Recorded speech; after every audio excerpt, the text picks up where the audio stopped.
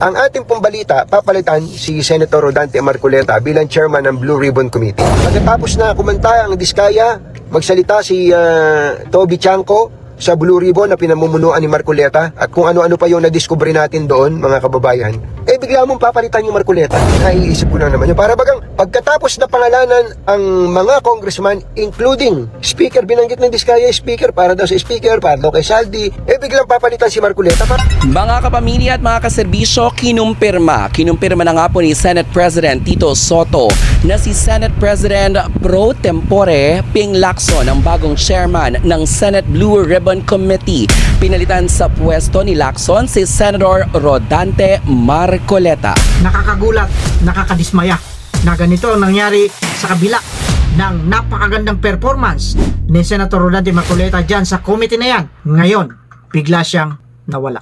Bigla siyang pinalitan at yung ipinalit sa kanya walang iba kundi si Senator Ping Lacson. Yan ang pag-uusapan natin sa araw na ito. Pero bago tayo magsimula rito, shoutout muna sa lahat ng mga subscribers, mga viewers, mga silent viewers at sa lahat ng mga bashers. Shoutout sa inyong lahat. Napakaganda na pag-uusapan natin ngayon sapagkat ito'y nakakagulat na balita.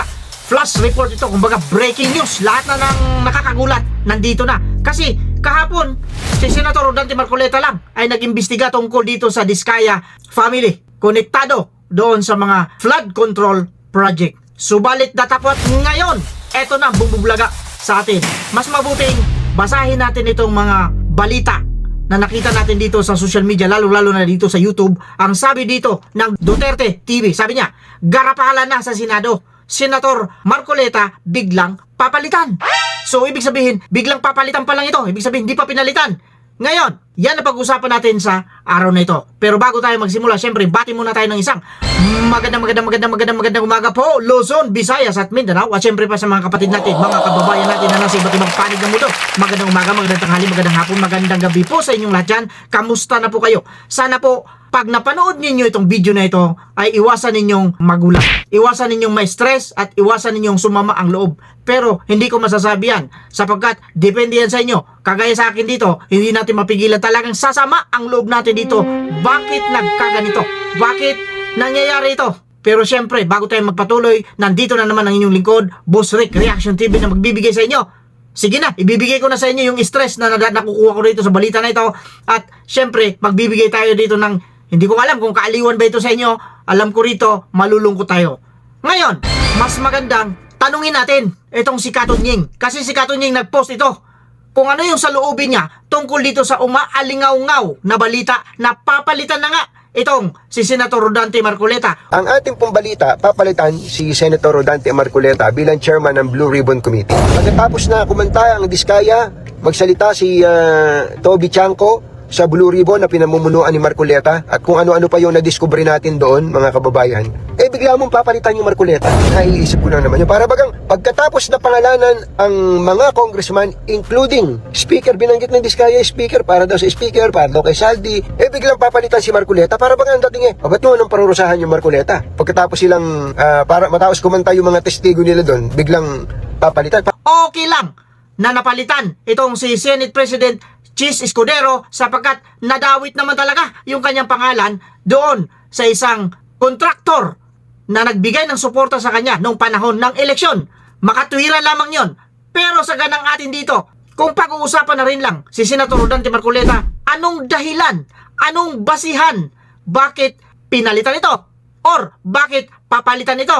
Eto, bibigay ko lang sa inyo yung bagong leadership ngayon dyan sa Senado. Eto yon.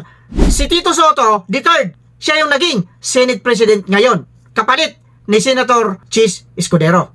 Ngayon, si Ping Lacson, Senate President for Pro Tempore. Ibig sabihin, pinalitan niya si Senator Jingo Estrada. At ito pa, si Mig Subiri, ang Senate Majority Leader. Yan yung bagong mga pinuno ngayon dyan sa Senado. Ngayon, ito yung malakas, nakakagimbal na balita. Umuugong ito sa lahat ng mga social media platforms ngayon dito sa Pilipinas. Na itong si Senator Rodante Marcoleta may balak di umano nasisibakin ito or aalisin, palalayasin, tatanggalin at kung ano-ano pang salita ang pwedeng gamitin dyan para mabakante ang Blue Ribbon Committee at ipapalit nga ito si Senator Lacson samantalang meron na siyang Committee, which is ang pro tempore. Nagtataka tayo dito, bakit may mga ganitong ugong-ugong? Kahapon, kung naalala ninyo yung post natin tungkol sa banda na itinayo ni Senator Rodante Marcoleta dyan sa Senado, may nag-comment sa atin na isa nating masugid na taga-subaybay. Mas mabuting babasahin ko rito pero ipa-flash ko dyan sa monitor natin para makita din ninyo at sabayan ninyo ako para basahin ang kanyang sinabi. At ito talaga parang totoo, parang masasabi ko mangyayari talaga ito. Simulan na natin. Eto, galing ito kay Rhyme Rabinera. Kung hindi ako nagkakamali, paki-check na lang, paki-correct lang ako. Boss, Rhyme Rabinera. Ito ang sabi niya, naglaglagan na, nagsalita na si Diskaya. Totoo naman, talagang nagsalita. Kasi kahapon, yun yung Senate Blue Ribbon Committee na kinandak nga ni Senator Rodante Marcoleta, bisita niya roon ang mag-asawang Diskaya. Ito yung sinasabi niya rito.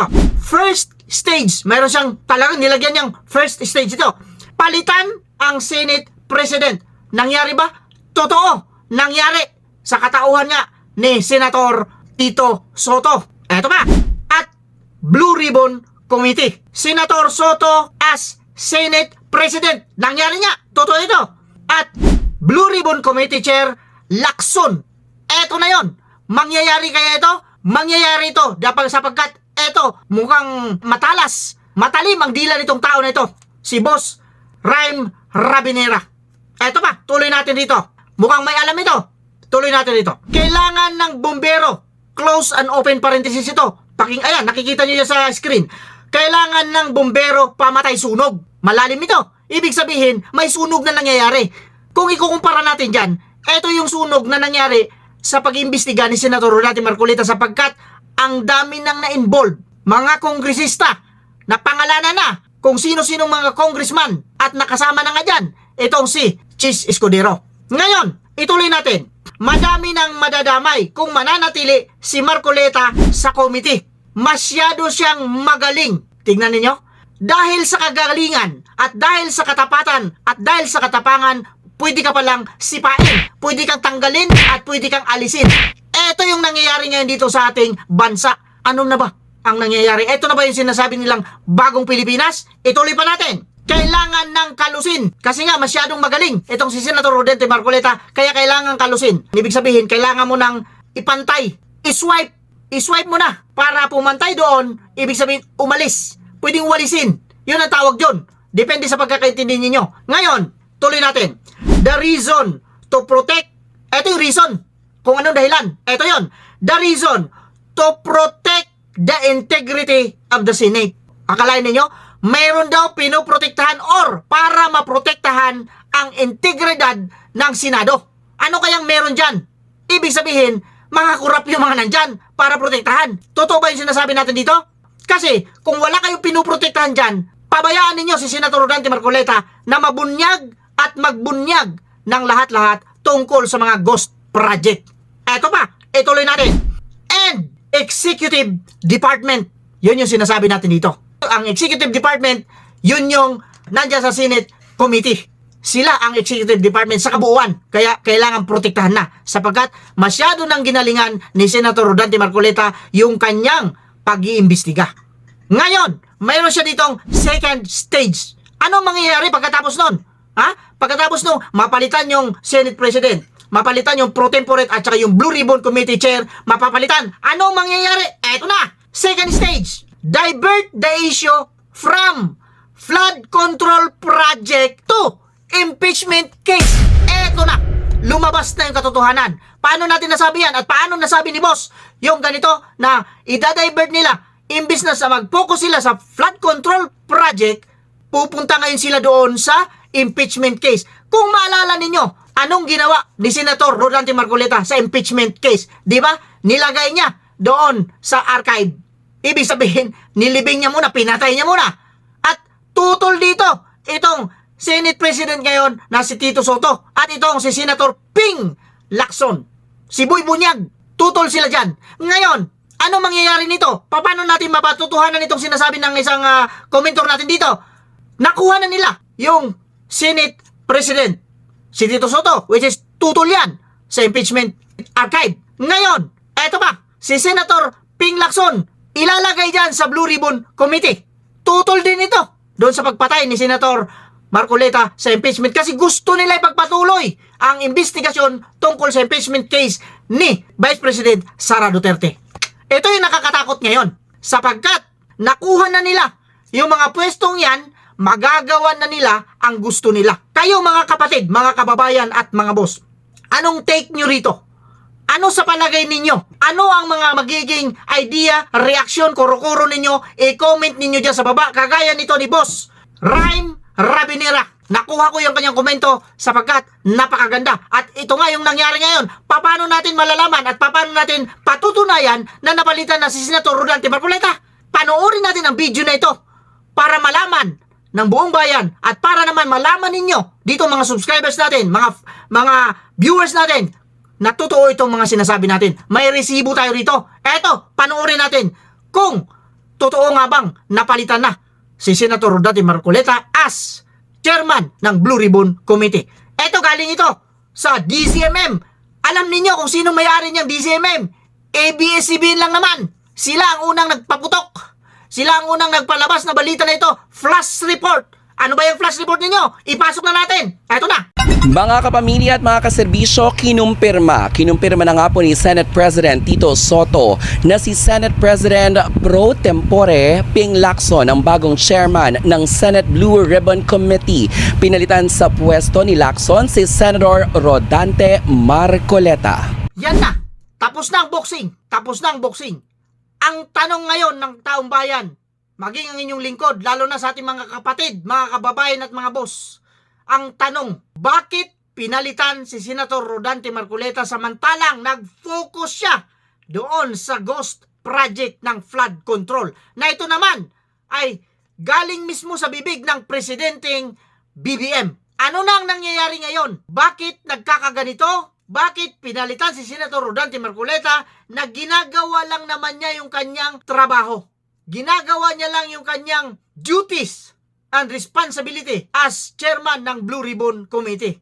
Ito na ba yung sinasabi natin dito na mas makapangyarihan ang kasamaan kaysa sa kabutihan? Mag-comment kayo dyan sa baba mga kapatid, mga kababayan at mga boss.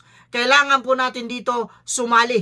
Kailangan po natin dito umalma. Kailangan po natin dito ng mga kasagutan kung bakit nagkaganito ang nangyayari ngayon. Kahapon lamang, nagsagawa pa ng investigasyon itong si Senator Rodante Marcoleta at nabunyag doon, umabot hanggang kina Saldico at Romualdez ang investigasyon na yan. Paano nangyari ito? Kayo, mga kapatid, mga kababayan at mga boss, ano sa palagay ninyo? Hindi po ba malinaw na? Maliwanag pa sa sikat ng araw. Doon sa mga ob-ob. Ito na naman tayo. Mga ob-ob ng mga vloggers, tuwan-tuwa sila rito sapagkat ito naman talaga yung gusto nila. Ito, para sa akin, reaksyon ko ito, reaksyon ni Boss Rick, Reaction TV, eto yon. Ngayon na napalitan na si Senator Rodante Marcoleta, asahan ninyo ang investigasyon dyan ni Boy Bunyag. Hanggang investigasyon lang yan. Kasi nga, mayroon naman siyang support dyan for investigation lang naman ito. In aid of legislation. Hindi naman ito husgado. Ang gagawin lang kasi nila, ang trabaho lang nila dyan, kung ano yung makita nila dyan, gagawin nilang batas at i-recommenda rin nila doon sa ombudsman para kasuhan itong mga ito.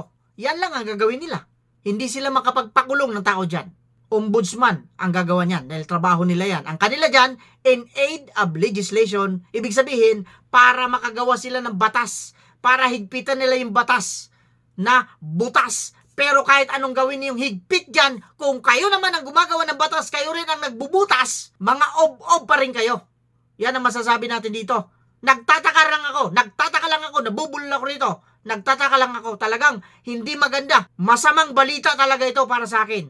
Hindi ko lang alam para sa inyo, mga kapatid, mga kababayan at mga boss. With that, sana po, hindi ko masasabing nag-enjoy kayo, sana po, napukaw natin yung mga damdamin ninyo at pag nakita ninyo itong video na ito, panoorin ninyo, mag-comment kayo. Libre po kayo dyan, mag-comment. Kahit ano, mapa-negative, mapa-positive, pwede po kayo mag-comment. At once again, maraming salamat po kay Boss Rhyme Rabinera. Siya po ang nagkomento dyan na ginawa natin ng content. Maraming salamat. With that, kagaya ng sinasabi natin dito, iiwan ko na sa inyo kung ano i-comment ninyo dyan, ano yung reaksyon ninyo. mag-iingat po tayong lahat. Puwira lang sa mga taong ob-ob. Ob-ob. Ob-ob.